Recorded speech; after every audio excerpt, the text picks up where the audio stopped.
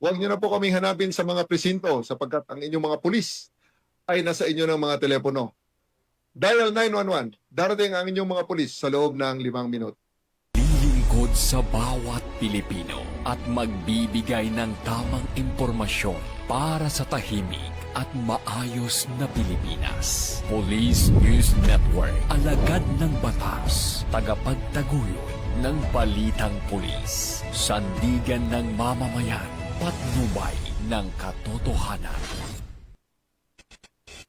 La Campo Crame, maghahatid ng pinakahuling kaganapan at nagbabagang balita. Ito ang PNN Police News Network.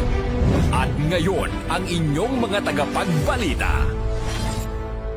Magandang araw, Bagong Pilipinas. Kami ang inyong tagapagbalita, tagataguyod ng Balitang Pulis, NUP Loreto Bonifacio Concepcion. At Sherry May Ocampo, reigning Mrs. Philippines International, maghahatid sa inyo ng tamang balita, kwento ng pulis at serbisyo para sa mamamayan, at ito ang PNP News Online. Ang pangunahing balita ng Police News Network, alagad ng batas, tagataguyod ng Balitang Pulis.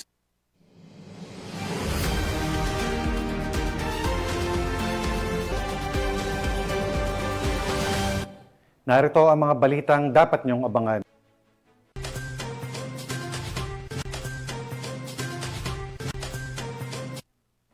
Limampung mangingisda huli sa iligal na pangingisda sa Cuyo, Palawan. Dalawang fire, patay matapos makipagbarilan sa mga pulis sa Quezon. At mabilis na tugon ng Kabugao PNP sa tawag sa 911, komosyon agad na naresolba.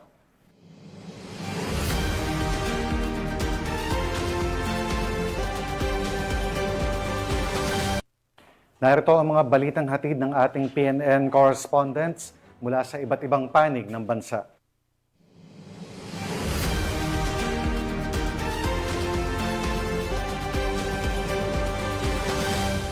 Simulan natin ang balita mula sa bahagi ng Luzon.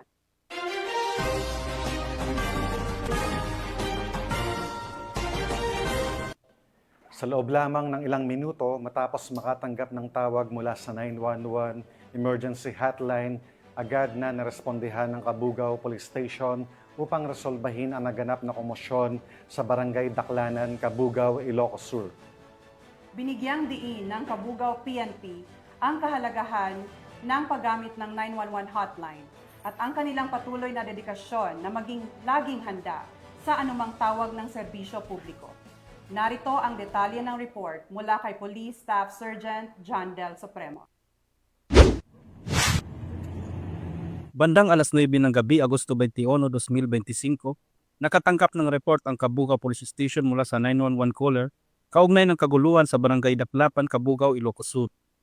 Ayon sa investigasyon, nagsimula ang insidente nang magkaroon ng mainitang pagtatalo ng isang ama at kanyang anak na lalaki. Nang tangkain namang awatin ng pamangkin, sinuntok siya ng kanyang pinsan na nauwi sa suntukan.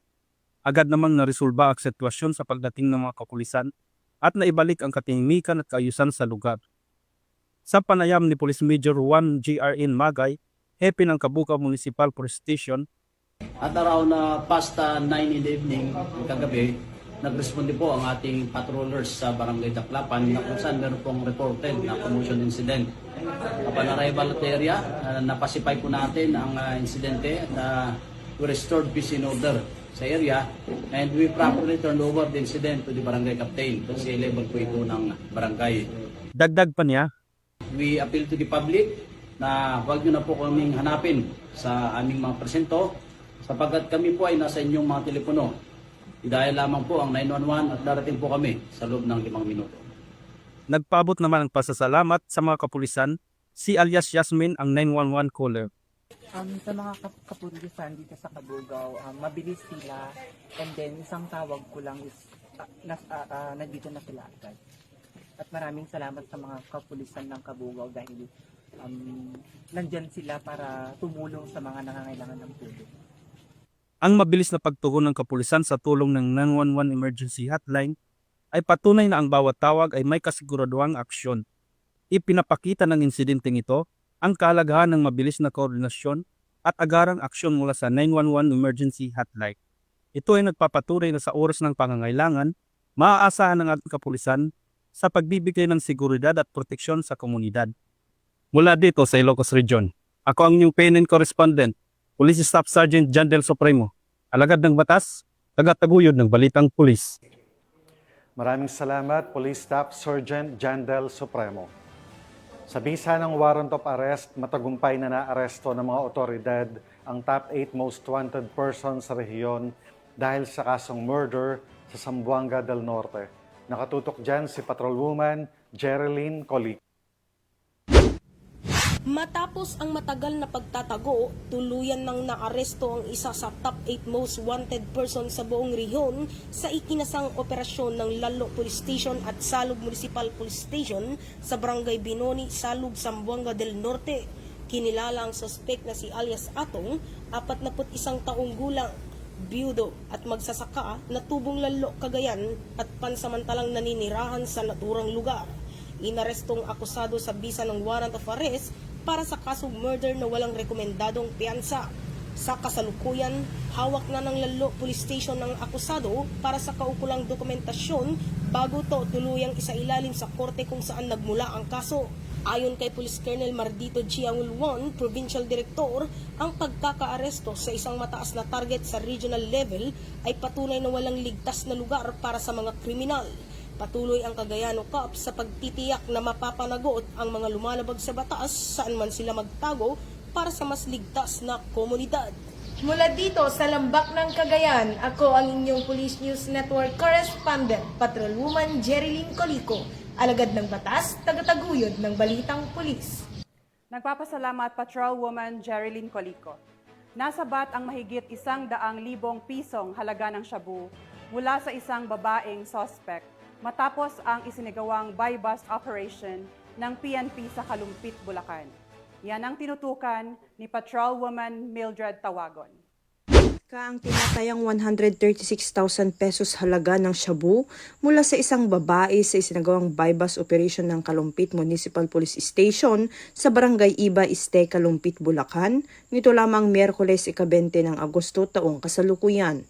Kinilala ni Police Lieutenant Colonel Leopoldo L. Estorque Jr., Acting Chief of Police, ang suspect na si alias Josie, 53 anyos at residente ng naturang barangay. Nasamsam ng Station Drug Enforcement Unit ng Kalumpit ang 7 pakete ng hinihinalang shabu na may standard drug price na 136,000 pesos at 500 peso bill bilang buy-bust money.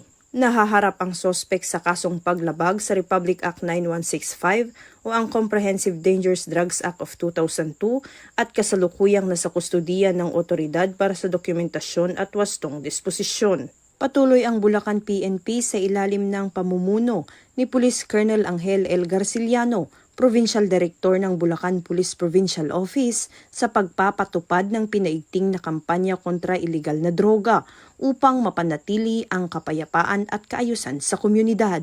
Mula dito sa Bulacan Police Provincial Office, ako ang inyong PNN Correspondent, Patrolwoman Mildred A. Tawagon, alagad ng batas, tagataguyod ng balitang pulis. Maraming salamat, Patrolwoman Mildred Tawagon.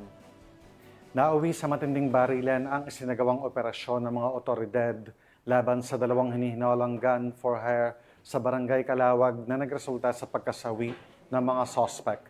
Patrolwoman Jeve Marie Famoso sa balita. Ay, tuwilo, you will. Hello guys, nandito po yung magbagan Calawag. Yan guys, oh. Kita nyo naman yung magbagan, muntik na, madali.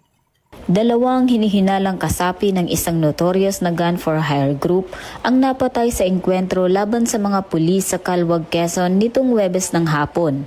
Ayon sa ulat ng Quezon Police Provincial Office, alas 3:30 ng hapon nang magsagawa ng buy-bust operation ang mga tauhan ng Provincial Intelligence Unit, katuwang ang Calawag Municipal Police at 2nd Quezon Provincial Mobile Force Company sa isang gasolinahan sa Barangay Santa Maria. Ngunit nang matunugan ng mga sospek ang operasyon, agad silang tumakas patungong Tagkawayan. Agad namang ipinaabot ng PIU sa Calawag Police ang direksyon ng kanilang pagtakas. Pagsapit sa checkpoint sa Barangay Sumilang, Pinaputukan ng mga sospek ang mga pulis na nakabantay at ang humahabol na team. Gumanti ng putok ang mga operatiba na nagresulta sa habulan at palitan ng putok hanggang Barangay Santa Milagrosa, kung saan tuluyang napatay ang dalawang sospek. Kinilala ang mga ito na si June, 42 anyos, residente ng Candelaria at alias Kenneth. Na-recover sa kanila ang ilang baril na matapos suriin, lumalabas na ginamit sa mga naunang kaso ng pamamaril sa Sariaya, Candelaria, Chaong at Lucena City. Batay pa sa investigasyon, sangkot umano ang mga sospek sa hindi bababa sa 7 kaso ng pagpatay sa ikalawang distrito ng Quezon. Pinuri naman ni Quezon Police Acting Provincial Director Colonel Romulo Albasha ang mabilis at maayos na koordinasyon ng mga operatiba. Aniya, patunay ito ng kanilang matibay na paninindigan na tiyakin ang kapayapaan at kaligtasan ng mga mamamayan. Mula dito sa Calabarzon, ako ang inyong Police News Network Correspondent, Patrolwoman Jevie Marie Famoso, alagad ng batas, tagataguyod ng Balitang Pulis. Maraming salamat, Jevie Marie Famoso. Sa isang malawakang operasyon laban sa iligal na pangingisda, 50 mangingisda ang naaresto ng mga otoridad sa karagatang sakop ng bayan ng Cuyo, Palawan. Alamin ang detalye ng report mula kay Patrolwoman Abigail Datu. 50 nangingisda matapos mahuli ng mga otoridad sa aktong nangingisda nang walang kaukulang dokumento sa karagatang sakop ng Barangay Manamok, Cuyo, Palawan nitong Agosto taong kasalukuyan. Batay sa ulat ng Cuyo Municipal Police Station, nagsasagawa ng seaborne patrol operation ang kanilang mga tauhan nang mamataan ang mga mangingisdang gumagamit ng lambat at kompresor. Nang hingan ng mga papeles bilang patunay ng legalidad ng kanilang pangingisda, bigo umano ang mga ito na magpakita ng kaukulang permit. Dahil dito, kaagad silang inaresto ng mga kapulisan at dinala sa himpilan para sa tamang disposisyon. Nahaharap ang mga mangingisda sa paglabag sa Municipal Ordinance No. 2022-1890 o ang An Ordinance Prohibiting Transient Fishermen from Fishing and Collecting Marine Products within the Municipal Waters of Cuyo and providing penalties therefore. Sa ngayon, nasa kustodiya na ng Cuyo Municipal Police Station ang mga nahuli habang patuloy na isinasagawa ang investigasyon. Ang matagumpay na operasyong ito ay nagpapakita ng mas pinaigting na kampanya ng kapulisan laban sa illegal na fishing at iba pang ipinagbabawal na aktibidad upang mapanatili ang kaayusan, kapayapaan at pangangalaga sa ating karagatan. Mula dito sa Calapan City, Oriental Mindoro, ako po ang iyong Police News Network Correspondent, Patrolwoman Abigail B. Datu, alagad ng batas, tagataguyod ng Balitang Pulis.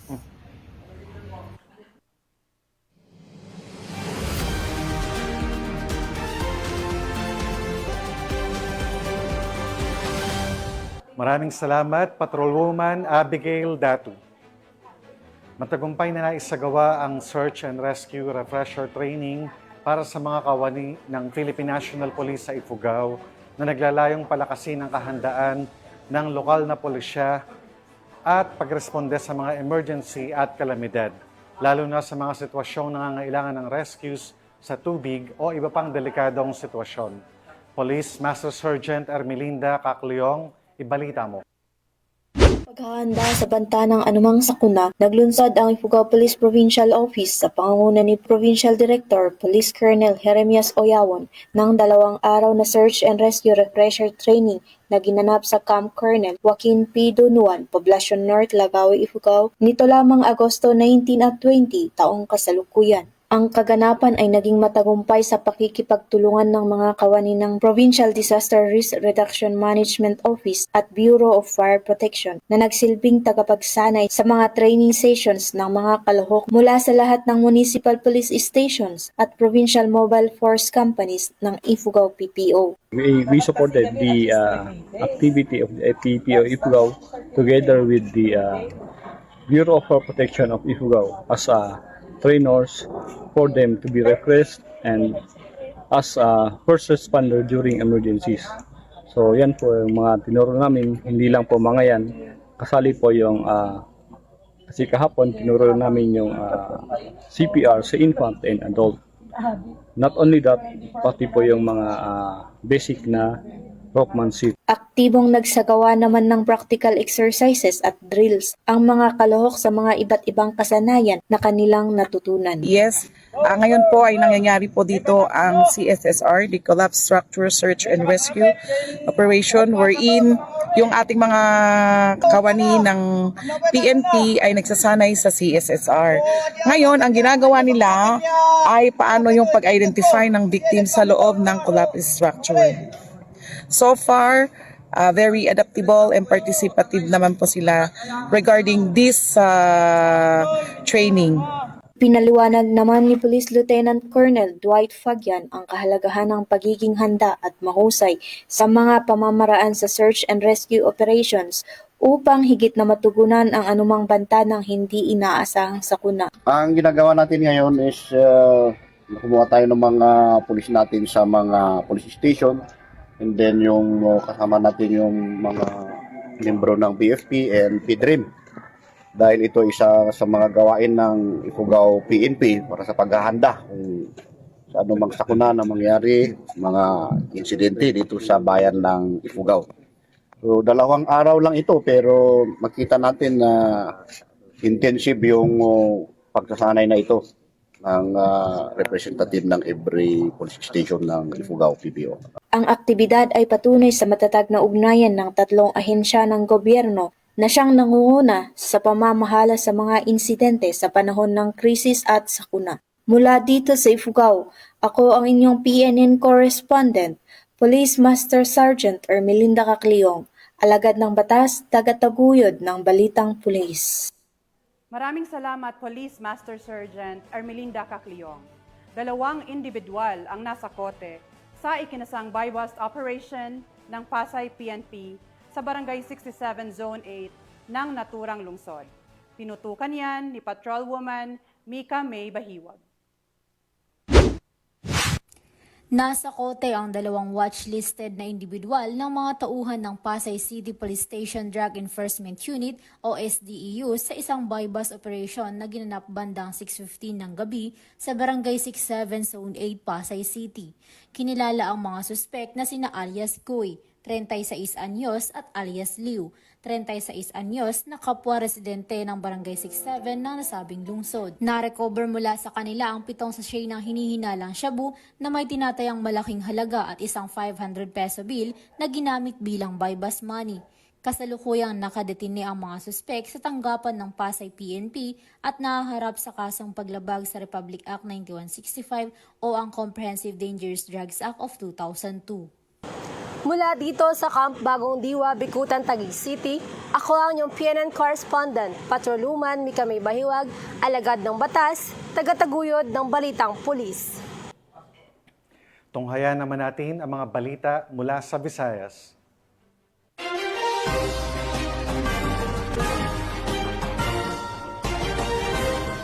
Tinatayang mahigit 400,000 pisong halaga ng hinihinalang shabu ang nasabat ng mga otoridad sa ikinasang buy-bust operation ng mga otoridad sa Iloilo City. Nahaharap ang suspect sa kasong paglabag sa Republic Act 9165 o Comprehensive Dangerous Act of 2002 sa kasalukuyang nasa kustodiya ng pulis. Nakibalita dyan si Patrolwoman Charmaine Balunsat. Sa isang matagumpay na buy-bust operation sa Zone 2, Barangay San Juan, Molo, Iloilo City, naresto ng mga tauhan ng Iloilo City Police Station 4 ang isang high-value individual at 2 street-level individual nito lamay 19 ng Agosto taong kasalukuyan. Ayon kay Police Captain Ryan Chris Inot, officer in charge ng Iloilo City Police Station 4, ang mga naaresto ay kinilalang sina alias Jude, 23 taong gulang, binata, isang SK Kagawad na itala bilang isang high-value individual. Alias Third, 32 taong gulang, isang street-level individual, at si alias Koykoy, 38 taong gulang at isang street-level individual. Nakumpiska sa nasabing operasyon ang 5 heat-sealed transparent plastic sachet na naglalaman ng pinaghihinalaang shabu na tumitimbang ng humigit kumulang 60 gramo na may estimated standard drug price na nagkakahalaga ng 408,000 pesos. Dagdag pa rito, nakumpiska rin ang buy-bust money at iba pang mga non-drug items. Mahaharap sa kasong paglabag sa Republic Act 9165 o ang Comprehensive Dangerous Drugs Act of 2002 ang mga sospek na nasa kustudiya na ng pulisya para sa tamang dokumentasyon at disposisyon. Patuloy na paiigtingin ng Iloilo City Police Station 4 at buong hanay ng kapulisan ang kanilang kampanya kontra iligal na droga upang masiguro ang seguridad at kaligtasan ng bawat mamamayan sa komunidad. Mula dito sa Western Visayas, ako ang inyong PNN correspondent, Patrolwoman Charmaine Balunsat. Alagad ng batas, tagataguyod ng Balitang Pulis. Maraming salamat, Patrolwoman Charmaine Balunsat. Pinarangalan ng Consul General ng South Korea ang Police Regional Office 7 matapos ang matagumpay na pagkakaaresto sa 5 Koreanong pinaghahanap ng Interpol. Ang balita mula kay Patrolwoman Carla Jane Tanyo. Ng Korean Consulate ang Police Regional Office 7 sa matagumpay na pagkakaaresto ng 5 Korean nationals na pinaghahanap ng Interpol sa pamamagitan ng personal na pagbisita ni Consul General Song Se-won noong ika-18 ng Agosto sa Pro 7 headquarters sa Cebu City. Sa kaniyang pagdalaw, formal na inabot ni Consul General Song ang letter of appreciation kay Police Brigadier General Rodrigo A. Maranan, Regional Director ng Pro 7, bilang pagkilala sa mahalagang papel ng Pro 7 sa pagsisilbi ng Interpol Red Notices laban sa mga dayuhang may kinahaharap na kaso sa Republic of Korea. Binigyang diin ng Korean Consul na ang nasabing liham ay simbolo ng tiwala at pasasalamat ng kanilang pamahalaan sa dedikasyon ng Pro 7, lalo na sa pagpapatatag ng kooperasyon sa pagitan ng Korean Consulate sa Cebu at ng kapulisan ng Central Visayas. Dakong 2:00 ng hapon na isagawa ang pagsisilbi ng Red Notices sa 5 Korean nationals na nasa custody ng Regional Police Drug Enforcement Unit 7 Custodial Facility. Ang operasyon ay sinagawa ng Regional Special Operations Unit 7, katuwang ang Regional Intelligence Division 7 at may koordinasyon sa Bureau of Immigration, Korean Consulate at Korean Police. Ang mga nasabing individual ay nahaharap sa mga kaso sa South Korea kaugnay ng paglabag sa Articles 47 at 26 ng National Sports Promotion Act na isagawa ang operasyon sa maayos at mapayapang pamamaraan na nasaksihan mismo ng mga kinatawan mula sa mga nabanggit na ahensya. Sa kasalukuyan, nananatili sa kustodiya ng Pro 7 ang 5 dayuhang suspect habang hinihintay ang kaukulang legal na proseso para sa posibleng deportasyon o karapatang aksyon alinsunod sa batas. Ang tagumpay na ito ay nagpapakita ng matibay na ugnayan at epektibong koordinasyon ng Pro 7 sa mga dayuhang embahada at international na ahensya tungo sa hangaring makamit ang padaigdigang seguridad at katarungan. Mula dito sa Central Visayas, ako ang iyong PNN correspondent, Patrolwoman Carla Jane Tanyo, alagad ng batas, tagataguyod ng Balitang Pulis. Maraming salamat, Patrolwoman Carla Jane Tanyo. Naaresto ang isang wanted person sa bisa ng warrant of arrest para sa kasong paglabag sa Republic Act 9262 o ang Anti-Violence Against Women and Children Act of 2004, matapos itong arestohin ng mga tauhan ng Hilongos Municipal Police Station sa Barangay Magnangoy, Hilongos, Leyte. Patrolwoman Cristel Palafox sa report.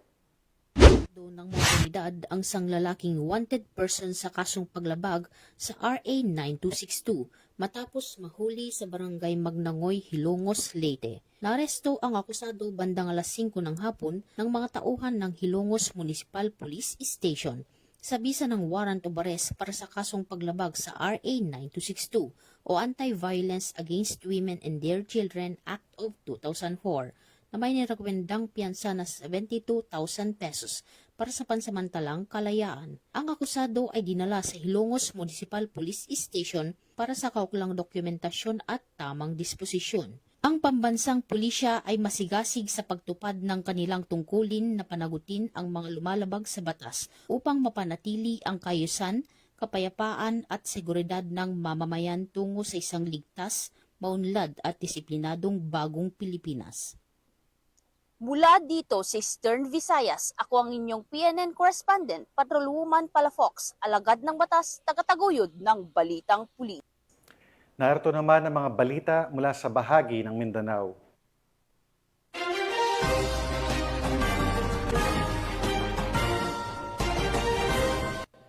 Nauwi sa pagkakaaresto ng isang high-value individual at ng kanyang kapatid ang ikinasang bypass operation ng mga operatiba ng Mati City Police Station. Katuwang ang Philippine Drug Enforcement Agency matapos masabat ang tinatayang 120,000 halaga ng hinihinalang marijuana sa Barangay Central, Mati City. Patuloy naman na pinag-igting ng kapulisan ang kanilang kampanya laban sa ipinagbabawal na gamot upang matuldukan ang operasyon ng mga sindikato at mapanatili ang kapayapaan at kaayusan sa lalawigan. Patrolwoman Reyna Rose Desipolo sa balita. Isang matagumpay na operasyon kontra iligal na droga ang sinagawa ng mga otoridad sa Butuasan, Barangay Dahican, Mati City noong Agosto 21 na nagresulta sa pagkakaaresto ng isang high-value individual at kaniyang kapatid. Nasamsam mula sa mga sospek ang tinatayang 1 kilo ng hinihinalang partial dried marijuana na may tinatayang halaga na mahigit 120,000 pesos sa merkado. Isang seryosong banta ng kalusugan at kapakanan ng komunidad kung ito ay naipakalat.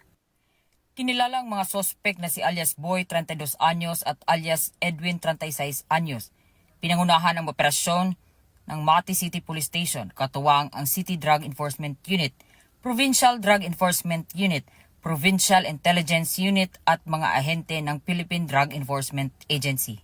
Isang undercover agent na bumili na hinihinalang marijuana mula kay Boy gamit ang markadong 200 pesos matapos ang palitan agad na dinakip ang mga sospek. Sa sinagawang body search at follow-up inspection, nakuha pa mula sa kanilang pag-iingat na isang bag, isang kahon at iba pang pakete na naglalaman ng hinihinalang marijuana, pati na rin ang isang lighter at pinaniniwala ang ginamit sa iligal na aktibidad. Ang mga sospek ay kasalukuyang nakakulong at nahaharap sa kasong paglabag sa Republic Act 9165 o ang Comprehensive Dangerous Drugs Act of 2002. Nagpahayag naman ng paalala ang mga otoridad na hindi sila titigil hanggat hindi nabubuwag ang mga grupong patuloy na nagpapakalat ng iligal na droga sa Mati at sa buong region. Panawagan din nila sa publiko ang aktibong pakikiisan sa pagbibigay ng impormasyon upang mapanatili ang kapayapaan at kayusan sa komunidad. Dito sa Police Regional Office 11, ako ang inyong PNN correspondent, Patrolwoman Reyna Rose Desipolo, alagad ng batas, tagataguyod ng balitang pulis. Maraming salamat, Patrolwoman Reyna Rose Desipolo.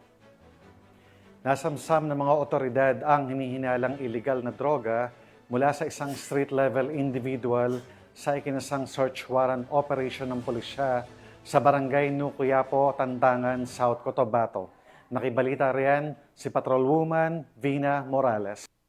Nasamsam ng mga otoridad ang iligal na droga sa isang street-level individual sa isinagawang search warrant operation sa Purok Masagana, Barangay Lambunaw, Tantangan, South Cotabato. Nito lamang Agosto taong kasalukuyan. Kinilala ng Tantangan Municipal Police Station ang suspect na si alias Alog, na sa wastong gulang, walang trabaho at residente ng nasabing lugar. Bandang alas 6:45 ng gabi nang isinagawa ng mga tauhan ng Tantangan MPS kasama ng iba pang mga operatiba ang search warrant operation, kung saan nasamsam ang 2 pakete ng hinihinalaang shabu na may timbang na 12.20 na gramo at nagkakalaga ng 14,960 pesos. Kasalukuyang nasa kustodiya ng Tantangan MPS ang suspect at mahaharap sa kasong paglabag sa RA 9165 o Comprehensive Dangerous Drugs Act of 2002. Samantala, ang Police Regional Office 12 ay patuloy ang kampanya kontra iligal na droga para sa mas matiwasay, ligtas at drug-free na rehiyon. Mula dito sa General Santos City, ako ang inyong PNN correspondent, Patrolwoman Vina Morales, alagad ng batas, tagataguyod ng balitang pulis. Maraming salamat, Patrolwoman Vina Morales.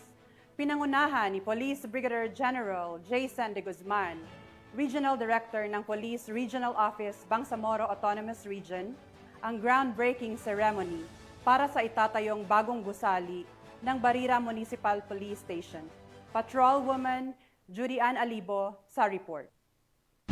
Ni Police Brigadier General Jason C. de Guzman, Regional Director ng Police Regional Office Bangsamoro Autonomous Region, ang groundbreaking ceremony sa itatayong bagong Municipal Police Station ng Barira sa Barangay Lipawan, Barira, Maguindanao del Norte. Nito lamang 19 ng Agosto taong kasalukuyan. Ang naturang seremonya ay dinalohan din ni Honorable Abdul Rauf D. Tumawis, Municipal Mayor ng Barira, Maguindanao del Norte, barangay officials, katuwang ang BFP at iba pang personahe ng Maguindanao del Norte PPO. Ang bagong istasyon ay magsisilbing sentro ng mga gawaing nakatuon sa pagpapanatili ng kapayapaan at kaayusan sa buong munisipalidad ng Barira. Aniya ni Police Brigadier General De Guzman ang kalagahan ng pagkakaroon ng isang modernong istasyon ng pulisya upang mas mapabuti ang serbisyo ng kapulisan sa komunidad. Ang istasyon na ito ay hindi lamang isang gusali, ito ay simbolo ng aming pangako sa pagpapanatili ng kaayusan at kapayapaan sa Barera. Layunin ng Philippine National Police sa pamamagitan ng inisyatibang ito na tiyakin ang maayos at dekalidad na pagbibigay ng serbisyong publiko, isulong ang epektibong pagpapatupad ng batas at mapalakas ang tiwala ng mga mamamayan ng Barera sa kanilang kapulisan. Mula rito sa Riyon ng Bangsamoro, ako ang inyong PNN correspondent, Patrolwoman Judy Ann Alibo, alagad ng batas, taga-taguyod ng Balitang Pulis. Maraming salamat, Patrolwoman Judy Ann Alibo. At yan ang mga balitang nakalap ng ating PNN correspondents mula Luzon, Visayas at Mindanao. At sa ngalan ng pamunuan ng Philippine National Police, sa pangunguna ni PNP Chief Police General Nicolas Torre III at sa pamumuno ni President Ferdinand Bongbong Marcos Jr., kami ay maglilingkod sa bawat Pilipino at magbibigay ng tama at balanseng balita. At sa mga mahal naming kababayan, huwag na kayong maghanap ng pulis sa presinto sapagkat sila po ay nasa inyong telepono. Tumawag sa 911, darating sila sa loob ng 5 minuto. Mula rito sa tanggapan ng tagapag-ugnay ng Pambansang Pulisya, kami ang inyong tagapagbalita, tagataguyod ng Balitang Pulis, NUP Loreto Bonifacio Concepcion. At Sherry May Ocampo, reigning Mrs. Philippines International, maghahatid ng tamang balita, kwento ng pulis at serbisyo para sa mamamayan at ito ang PNP News Online. Ang pangunahing balita ng Police News Network.